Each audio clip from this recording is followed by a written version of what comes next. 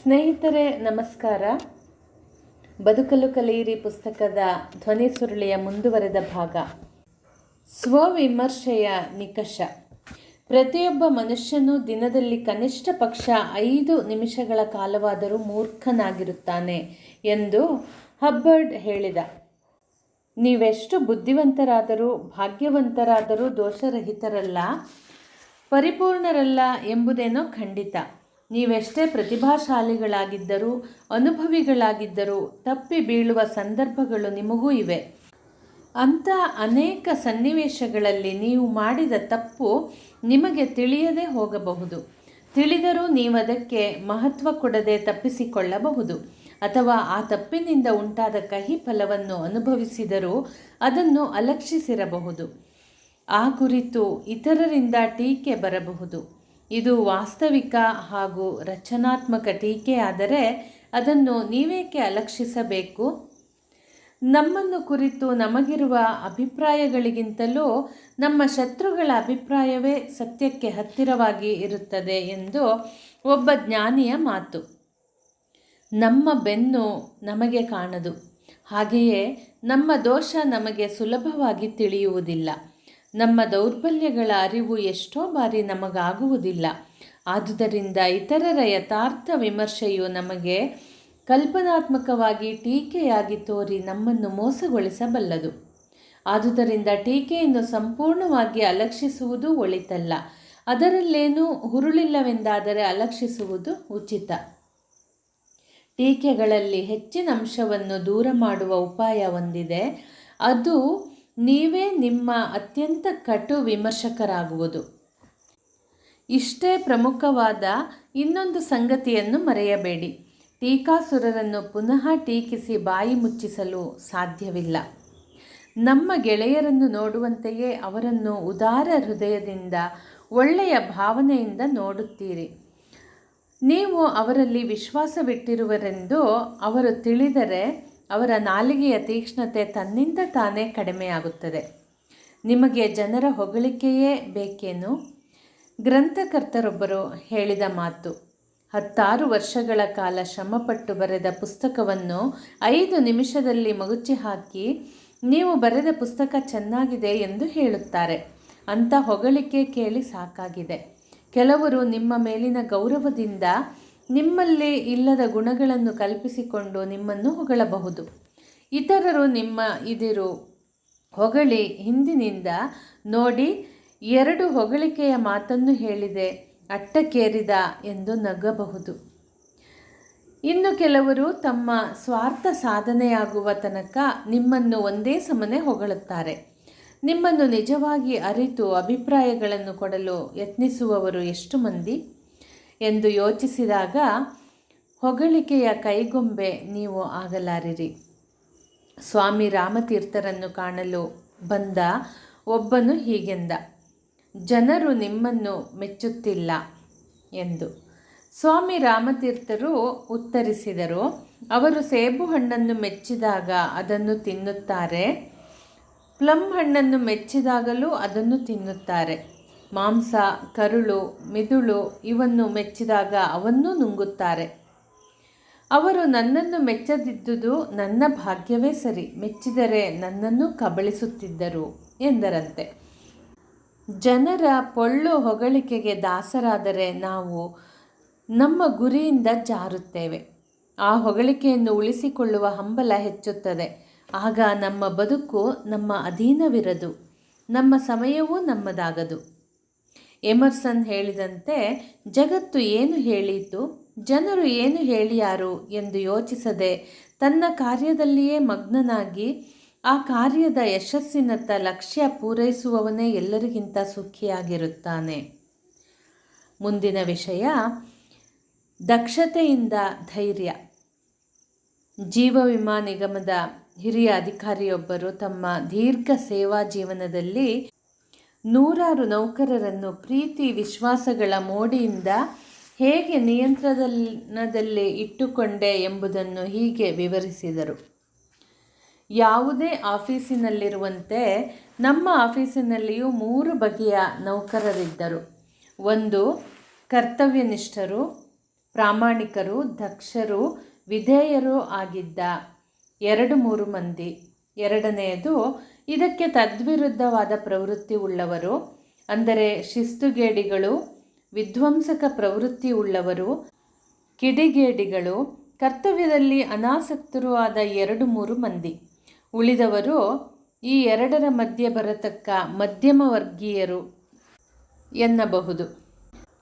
ಇವರು ಒಮ್ಮೆ ಹಾಗೂ ಒಮ್ಮೆ ಹೀಗೂ ವಾಲುವವರು. ಮನಸ್ಸು ಮಾಡಿದರೆ ಒಳ್ಳೆಯ ಕೆಲಸ ಮಾಡಬಲ್ಲ ಚಂಚಲ ಪ್ರವೃತ್ತಿಯವರು. ಇವರಲ್ಲಿ ಎಲ್ಲರಿಗೂ ಒಂದೇ ಚಿಕಿತ್ಸೆ ಪ್ರಯೋಜನಕಾರಿಯಾಗಲಾರದು. ಏಕೆಂದರೆ ಪ್ರತಿಯೊಬ್ಬರ ರೋಗ ವಿಧಾನವೂ ಬೇರೆ. ಹೀಗಾಗಿ ಇವರಲ್ಲಿ ಪ್ರತಿಯೊಬ್ಬರ ಹಿನ್ನೆಲೆಯನ್ನು, ಸ್ವಭಾವವನ್ನು ಅಭ್ಯಸಿಸಿ ಅವರವರ ವರ್ತನೆಗೆ ಕಾರಣಗಳನ್ನು ಶೋಧಿಸಬೇಕಾಯಿತು. ಇಂತಹ ಕಾರಣಗಳು ಅನೇಕ. ಕೌಟುಂಬಿಕ ಸಮಸ್ಯೆಗಳು, ಆಫೀಸಿನಲ್ಲಿ ಶೀಘ್ರ ಉನ್ನತಿಗೇರಲು ಅವಕಾಶವಿಲ್ಲವೆಂಬ ನಿರಾಸೆ, ತಮಗೆ ಬೇಕಾದ ಊರಿಗೆ ವರ್ಗ ಸಿಗಲಿಲ್ಲವೆಂದು ಬೇಸರ, ಹಿಂದಿನ ಆಫೀಸರೊಂದಿಗೆ ನಡೆದ ಜಗಳದಿಂದ ಉಂಟಾಗಿದ್ದ ಕಹಿ, ಸೋಮಾರಿತನ, ಚಟವಾಗಿರುವುದು, ಲೀಡರ್ ಎನ್ನಿಸಿಕೊಳ್ಳುವ ಆಕಾಂಕ್ಷೆ, ಬರೀ ಹುಡುಗಾಟಿಕೆಯ ಕಿಡಿಗೇಡಿತನ ಇವೆಲ್ಲವೂ ಒಂದಲ್ಲ ಒಂದು ಪ್ರಮಾಣದಲ್ಲಿ ಹೆಚ್ಚಿನವರ ಮನಸ್ಸನ್ನು ಕಾಡುತ್ತಿದ್ದ ಸಮಸ್ಯೆಗಳು. ಈ ಸಮಸ್ಯೆಗಳಲ್ಲಿ ಯಾವುದನ್ನು ಪರಿಹರಿಸುವುದು ನನ್ನ ಶಕ್ತಿಗೆ ಮೀರಿದ ವಿಷಯವಾಗಿದ್ದರಿಂದ ಅವುಗಳ ಪ್ರಭಾವ ಕಡಿಮೆಯಾಗುವಂತೆ ಮಾಡಿ ಕೆಲಸ ಸಾಗುವಂತೆ ಮಾಡುವುದೊಂದೇ ನಾನು ಸಾಧಿಸಬೇಕಾದ ಕಾರ್ಯವಾಗಿತ್ತು. ಕರ್ತವ್ಯನಿಷ್ಠರೆಂದು ಹೇಳಿದ 2-3 ಬಗ್ಗೆ ನಾನು ಹೆಚ್ಚೇನೂ ಮಾಡಬೇಕಾಗಿರಲಿಲ್ಲ. ಅವರ ಕಾರ್ಯದಕ್ಷತೆಗೆ ಆಗಾಗ ಮೆಚ್ಚುಗೆ ವ್ಯಕ್ತಪಡಿಸುತ್ತಾ ಅವರ ಬಗ್ಗೆ ನನಗಿರುವ ಪ್ರೀತಿ, ವಿಶ್ವಾಸ, ಅಭಿಮಾನವನ್ನು ತೋರ್ಪಡಿಸುತ್ತಾ ಇರುತ್ತಿದ್ದೆ. ಹಾಗೆ ಮಾಡುವಾಗ ಅದು ನಾಟಕೀಯವಾಗದಂತೆ ಜಾಗ್ರತೆ ವಹಿಸುತ್ತಿದ್ದೆ. ಆಫೀಸಿನ ವಾತಾವರಣ ಅತಿ ಸೂಕ್ಷ್ಮ. ಒಬ್ಬ ಒಳ್ಳೆಯ ಕೆಲಸಗಾರರನ್ನು ಹೊಗಳಿದರೆ ಉಳಿದವರು ಅಸೂಯೆಗೊಂಡು ತಮ್ಮ ಕೆಲಸವನ್ನು ಇನ್ನೂ ಕಡಿಮೆ ಮಾಡುವ ಅಪಾಯ ಸದಾ ಇತ್ತು. ಆದ್ದರಿಂದ ಮೆಚ್ಚುಗೆಯನ್ನು ವ್ಯಕ್ತಪಡಿಸುವಾಗಲೂ ಅತಿ ಜಾಗರೂಕತೆಯಿಂದ ಇರಬೇಕಾಗುತ್ತಿತ್ತು. ಹಾಗಾಗಿ ಅನೇಕ ಬಾರಿ ಮೆಚ್ಚುಗೆಯನ್ನು ವೈಯಕ್ತಿಕವಾಗಿ ಏಕಾಂತದಲ್ಲಿ ವ್ಯಕ್ತಪಡಿಸುತ್ತಿದ್ದೆ. ಈ ಮೆಚ್ಚುಗೆ ನಾಟಕವಲ್ಲ ಎಂದು ತೋರಿಸಲು ತಕ್ಕ ದಾಖಲೆಗಳನ್ನು ಸಾಧ್ಯವಾದಾಗ ನಿರ್ಮಿಸುತ್ತಿದ್ದೆ.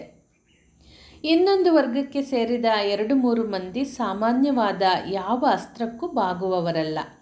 ಇವರು ಆಫೀಸರನ್ನು ವರ್ಗಶತ್ರು ಎಂಬುದಾಗಿ ನೋಡುವ ದೃಷ್ಟಿಯನ್ನು ಬೆಳೆಸಿಕೊಂಡ ಯೂನಿಯನ್ ಲೀಡರ್ಗಳು.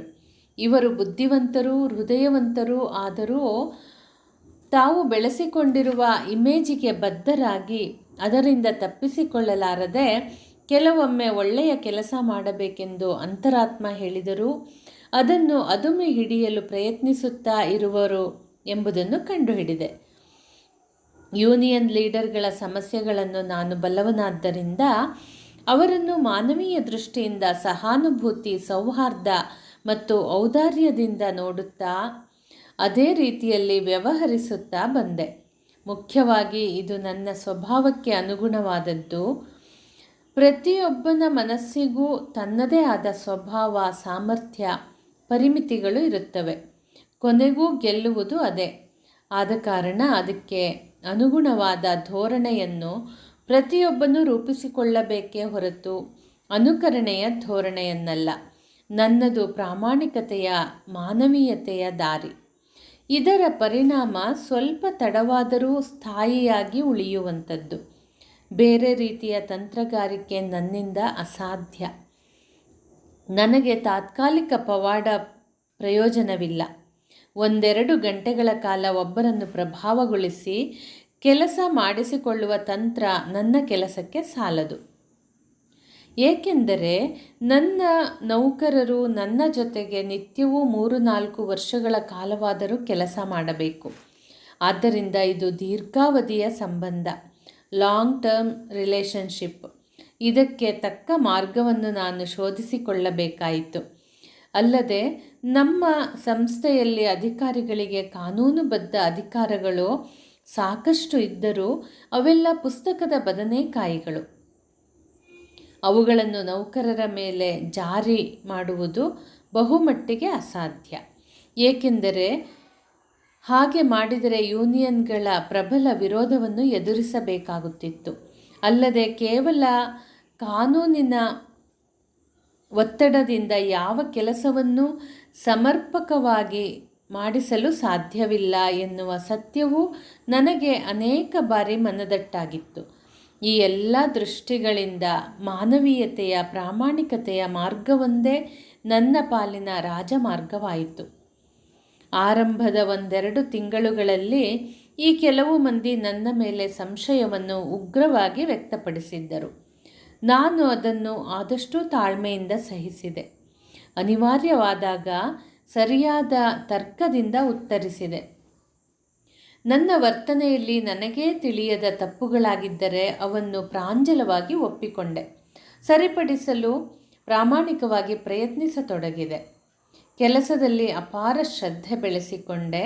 ಆ ದಿನಗಳಲ್ಲಿ ಬೆಳಗ್ಗೆ 9:30ರಿಂದ ರಾತ್ರಿ 9ರವರೆಗೆ ದಿನವೂ ದುಡಿಯುತ್ತಿದ್ದೆ. ಅಷ್ಟು ಕೆಲಸವಿತ್ತು. ಮುಖ್ಯವಾಗಿ ನಾನು ನನ್ನ ವ್ಯಕ್ತಿತ್ವದ ವಿಶ್ವಾಸಾರ್ಹತೆಯನ್ನು ಸ್ಥಾಪಿಸಿಕೊಳ್ಳುವುದಕ್ಕೆ ಇದು ಅಗತ್ಯವಾಗಿತ್ತು. ಹಾಗೆಯೇ ಕೆಲಸ ಮಾಡುತ್ತಾ ಹೋದಂತೆ ಕೆಲಸದಲ್ಲಿ ತಕ್ಕಷ್ಟು ಜ್ಞಾನ ಉಂಟಾಯಿತು. ಅಲ್ಲದೆ ಆತ್ಮವಿಶ್ವಾಸ, ನೈತಿಕ ಧೈರ್ಯ ಆಶ್ಚರ್ಯಕರವಾಗಿ ಬೆಳೆಯಿತು. ಇಡೀ ಆಫೀಸಿನಲ್ಲಿ ಎಲ್ಲರಿಗಿಂತ ಹೆಚ್ಚು ಕಾಲ, ಎಲ್ಲರಿಗಿಂತ ಹೆಚ್ಚು ಪ್ರಮಾಣದ ಕೆಲಸ ಮಾಡುವವನೇ ನಾನು ಆಗಿದ್ದರಿಂದ ಸಹಜವಾಗಿಯೇ ನನ್ನ ಒಂದು ಶ್ರೇಷ್ಠತೆ ನಿಧಾನವಾಗಿ ಪ್ರಾಪ್ತವಾಗತೊಡಗಿತು. ಇನ್ನೊಬ್ಬರಿಗೆ ಕೆಲಸ ಹೇಳಲು ಒಂದು ಬಗೆಯ ನೈತಿಕ ಶಕ್ತಿ ನನ್ನಲ್ಲಿ ಉಂಟಾಯಿತು. ಈ ಶಕ್ತಿಯೊಂದಿಗೆ ನಾನು ಬೆಳೆಸಿಕೊಂಡ, ತುಂಬ ಕಷ್ಟಪಟ್ಟು ಸಾಧಿಸಿದ ಇನ್ನೊಂದು ಶಕ್ತಿ ಸಹನೆ. ಉದ್ವೇಗದ ಮೇಲಿನ ಸಂಯಮ ನನಗೆ ಮಹಾನ್ ಸವಾಲಾಗಿತ್ತು. ಆದರೆ ಉದ್ವೇಗವನ್ನು, ಅಭಿವ್ಯಕ್ತಿಯ ಆಕಾಂಕ್ಷೆಯನ್ನು ತಡೆ ಹಿಡಿಯದೆ ಒಂದು ಸಣ್ಣ ಸಮಸ್ಯೆ ಎಷ್ಟು ದೊಡ್ಡದಾಗಿ ಬೆಳೆಯಬಹುದು ಎಂಬುದನ್ನು ನಾನು 1-2 ಬಾರಿ ಅನುಭವಿಸಿದ ನಂತರ ಸಹನೆ, ಸಂಯಮಗಳ ಸಾಧನೆಯನ್ನು ತಪಸ್ಸಿನಂತೆ ಮಾಡಲು ನಿರ್ಧರಿಸಿದೆ. ಆರಂಭದಲ್ಲಿ ಇದು ತೀವ್ರ ಮಾನಸಿಕ ಹಿಂಸೆಯನ್ನು ನೀಡಿತ್ತು.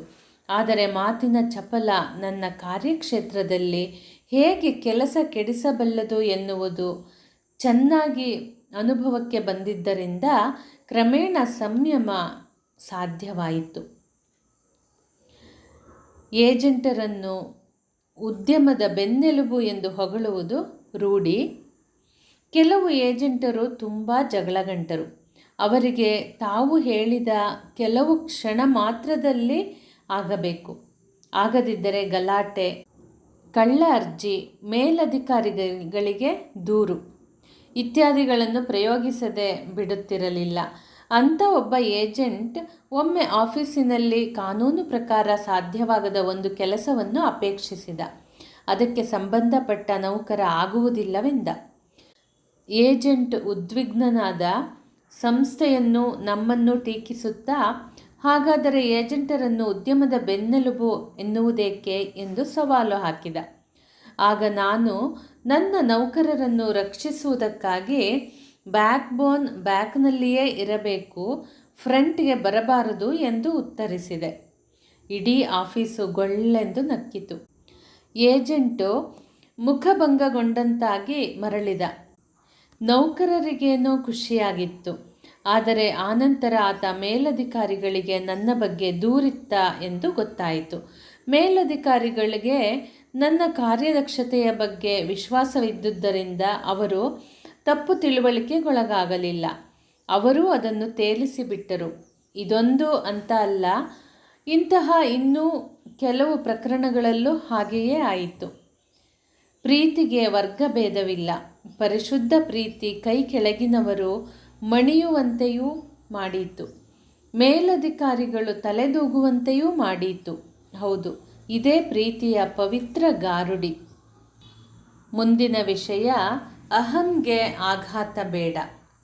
ಭಾರವಿಯ ಕತೆ ಕೇಳಿದ್ದೀರಾ? ಆತ ಸಂಪ್ರದಾಯಸ್ಥ ಮನೆತನದ ಯುವಕ. ವಿದ್ಯಾಭ್ಯಾಸದಲ್ಲಿ ಚುರುಕು, ಕೆಲಸದಲ್ಲಿ ದಕ್ಷನಾಗಿದ್ದ. ಜೊತೆಗೆ ಸಭ್ಯತೆ, ಶಿಷ್ಟಾಚಾರಗಳು ಅವನಲ್ಲಿ ಮಿಲಿತವಾಗಿದ್ದವು. ಅಂಥ ವ್ಯಕ್ತಿ ತನ್ನ ತಂದೆಯನ್ನು ಕೊಲೆ ಮಾಡಬೇಕೆಂದು ಒಂದು ದಿನ ರಾತ್ರಿ ತಂದೆಯು ಮಲಗಿರುವ ಕೋಣೆಯ ಅಟ್ಟದ ಮೇಲೆ ದೊಡ್ಡ ಕಲ್ಲುಗುಂಡೊಂದನ್ನು ಹಿಡಿದುಕೊಂಡು ಕಾಯುತ್ತಿದ್ದ. ತಂದೆಯು ಮಲಗಿದೊಡನೆಯೇ ಕಲ್ಲನ್ನು ಹೊತ್ತು ಹಾಕಿ ಅವನನ್ನು ಎಂದೆಂದೂ ಏಳದಂತೆ ಮಾಡುವ ಕರಾಳ ಕೃತ್ಯಕ್ಕಾಗಿ ಕಾದಿದ್ದ. ಏನಾಗಿತ್ತು ಅವನಿಗೆ? ಹುಚ್ಚು ಹಿಡಿದಿತ್ತೆ? ಸಾಮಾನ್ಯ ಅರ್ಥದಲ್ಲಿ ಹಾಗಾಗಿರಲಿಲ್ಲ ನಿಜ. ಆದರೆ ಅವನ ಮನಸ್ಸು ಅನುಭವಿಸುತ್ತಿದ್ದ ರೋಷದ ಉದ್ವೇಗ ಹುಚ್ಚಿನ ಮಿತಿಗೆ ಬಂದಿತ್ತು. ಅದಕ್ಕೂ ಮುಂದುವರೆದಿತ್ತು. ಕಾರಣ, ಭಾರವಿ ಏನೇ ಒಳ್ಳೆಯ ಕೆಲಸ ಮಾಡಲಿ, ಎಷ್ಟೇ ದಕ್ಷತೆಯಿಂದ ದುಡಿಯಲಿ, ಎಂಥದೇ ಪ್ರತಿಭಾನ್ವಿತ ಕೃತಿ ರಚಿಸಲಿ, ಅವನ ತಂದೆಯದು ಒಂದೇ ಪ್ರತಿಕ್ರಿಯೆ: ಟೀಕೆ, ಕಟು ಟೀಕೆ. ಒಂದೇ ಒಂದು ಮೆಚ್ಚುಗೆಯ ಶಬ್ದವೂ ಅವನ ಬಾಯಿಯಿಂದ ಹೊರಡದು. ಭಾರವಿಯ ಅಸಹನೆ ಮೀರಿತು.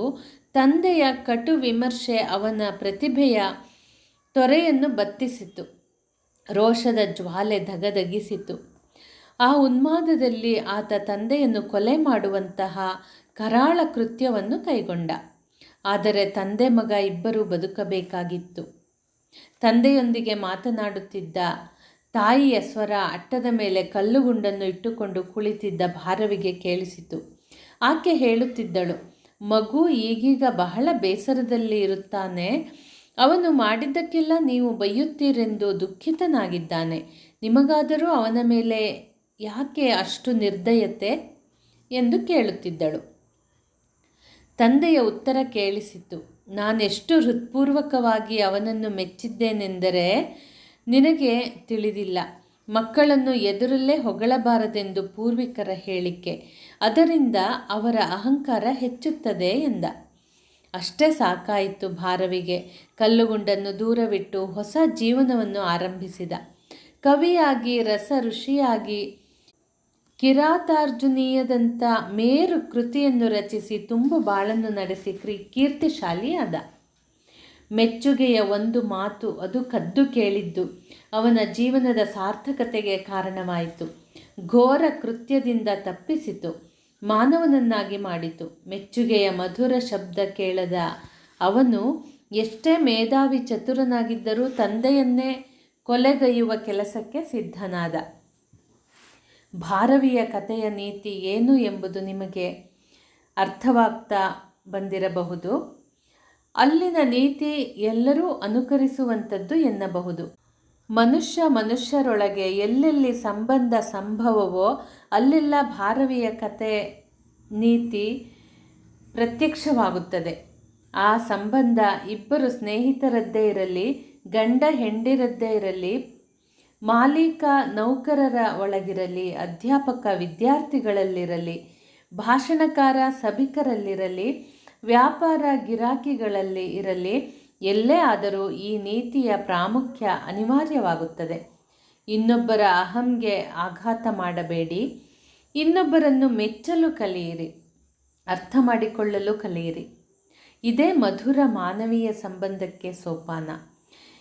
ಇದರ ಅಭಾವವೇ ಎಲ್ಲ ವಿಧದ ಅಶಾಂತಿ, ಅತೃಪ್ತಿ, ದ್ವೇಷ, ದ್ರೋಹಗಳ ಕಾರಣ ಎಂದು ಸಾರುತ್ತದೆ ಈ ನೀತಿ. ಇದೆಂಥ ತತ್ವಜ್ಞಾನ!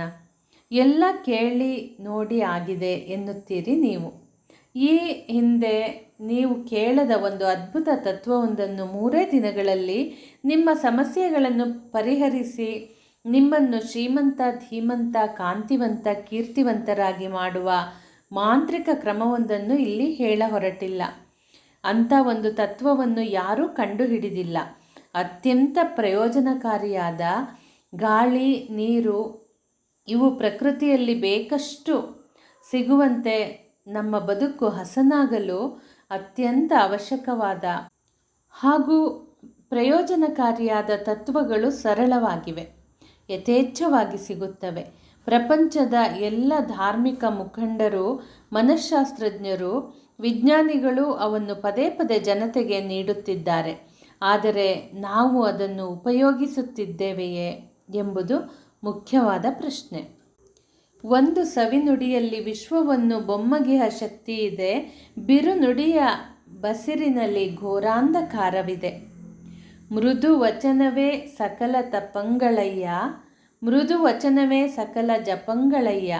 ಅಂತಾರಾಷ್ಟ್ರೀಯ ಖ್ಯಾತಿಯ ಜನಪ್ರಿಯ ಮುಖಂಡರು ಎನಿಸಿಕೊಂಡ ಬೆಂಜಮಿನ್ ಫ್ರಾಂಕ್ಲಿನ್ ಅವರ ಅದ್ಭುತ ಯಶಸ್ಸಿನ ರಹಸ್ಯವೇನು ಎಂದು ಪ್ರಶ್ನಿಸಿದಾಗ ಆತ ಹೇಳಿದನಂತೆ, ಯಾರ ಕುರಿತಾಗಿಯೂ ನಾನು ಕೆಟ್ಟ ಶಬ್ದಗಳನ್ನು ಆಡುವುದಿಲ್ಲ. ಸ್ನೇಹಿತರೆ, ಮತ್ತೆ ಮುಂದಿನ ಸಂಚಿಕೆಯಲ್ಲಿ ಭೇಟಿಯಾಗೋಣ. ಧನ್ಯವಾದಗಳು.